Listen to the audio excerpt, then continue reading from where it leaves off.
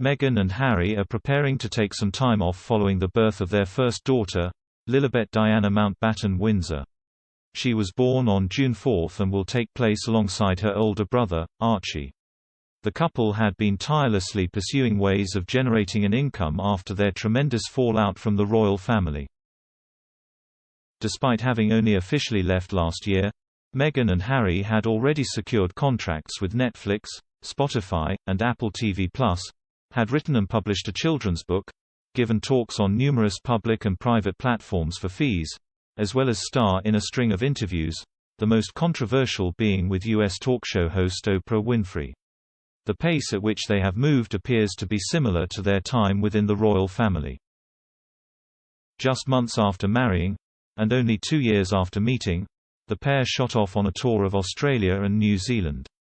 Speaking just after Megxi, Anne Gripper, royal commentator and host of podcast, Pod Save the Queen, noted how Meghan and Harry had rushed into things, something that might be attributed to their succumbing to the intensity of the spotlight.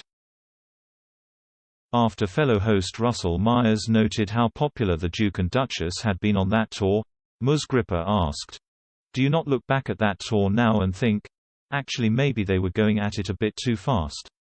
We have talked a bit about, maybe they should have eased themselves into royal life at the beginning, maybe it wouldn't have become so overwhelming. The way you're talking about that tour now, it sounds intensely full on.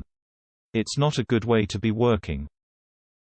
Mr. Myers, the Daily Mirror's royal editor, said, "Yeah, and she was pregnant as well, remember? I couldn't believe the fact that she was keeping up at such a pace, and she looked amazing. It was a relentless schedule. And I get that it was their first tour and she wanted to hit the ground running. They were the hottest ticket in the world. But, I'm at a loss to explain it, really, and why they found it, royal life, so hard. Maybe they did try to do too much. Maybe that is a lesson that they will take forward in their new life."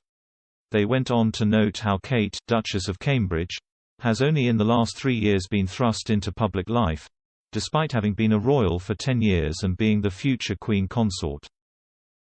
Alongside his new contract offers and private endeavors, Harry has also been given various jobs in the U.S. technology hub of Silicon Valley. At BetterUp, a mental health professional coaching, counseling, and mentorship company, he will fulfill the role of Chief Impact Officer. Elsewhere, the Aspen Institute has appointed him to its new Commission on Information Disorder, helping to combat what he described as an avalanche of misinformation.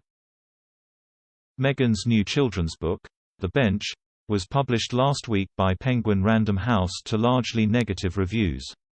While the Irish Times described it as awful, left-wing magazine, The New Statesman, caveated their headline with the sentence, "It is mind-boggling how bad this book is." Initial reports suggested Meghan received an advance of as much as £500,000 to write it. Meanwhile, controversy has stirred around the introduction of Lilibet to the rest of the family. Close friends of Meghan and Harry are reported to have told the media that the Queen met Lilibet via a video call. Yet, palace insiders quickly denied that any such meeting had taken place.